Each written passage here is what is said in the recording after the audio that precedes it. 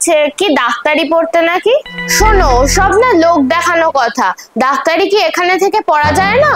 আমার মেয়েটা তো সারা দিন পড়ে। তা কোথা থেকে পড়ে, খাট থেকে নাকি সিঁড়ি থেকে? উফ, খাট থেকে সিঁড়ি থেকে পড়তে যাবে কেন, বই পড়ে বই, সারাদিন টিউশনে যায় আর আসে। বাবা তো ঠিক করেই রেখেছি যে এইচএস টা পাস করলেই ওকে ইঞ্জিনিয়ারিং পড়াবো। ও তাই নাকি?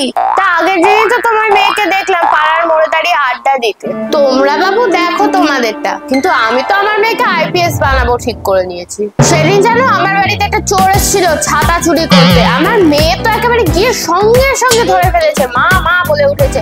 আমি তো গিয়ে অবাক। সেই থেকে আমি আর ওর বাবা ঠিক করে নিয়েছি যে আইপিএস অফিসারই ওকে বানাবো। আমার মেয়েটা কি জানি কি করবে, এইচএস টা দিক তারপর দেখছি।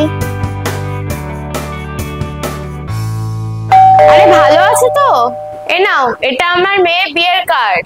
বিয়ে? আপনার মেয়ে তো ডাক্তারি। হ্যাঁ, আসলে 1 নাম্বারের জন্য 3 বার ফেল করে গেল তো তাই। ও ডাক্তারি পরীক্ষায় ফেল বুঝি? ডাক্তারি না, এইচএস। ও এইচএস, আচ্ছা আচ্ছা। আরে ভালো আছে তো? বিয়ের কার্ড, সামনের মাসেই ওর বিয়ে। আপনার মেয়ে তো ইঞ্জিনিয়ারিং পড়ার কথা ছিল।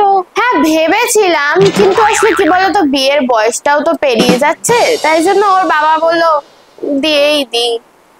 ও আচ্ছা আচ্ছা, তা ভালো। আবার কে এলো? এই মানু, দরজাটা খোলতো গিয়ে। নমস্কার, এ নাও আমার মেয়ের বিয়ের কার্ড। হ্যাঁ বলুন। ও আচ্ছা আচ্ছা, আপনার মেয়ে তো আইপিএস হওয়ার কথা ছিল না?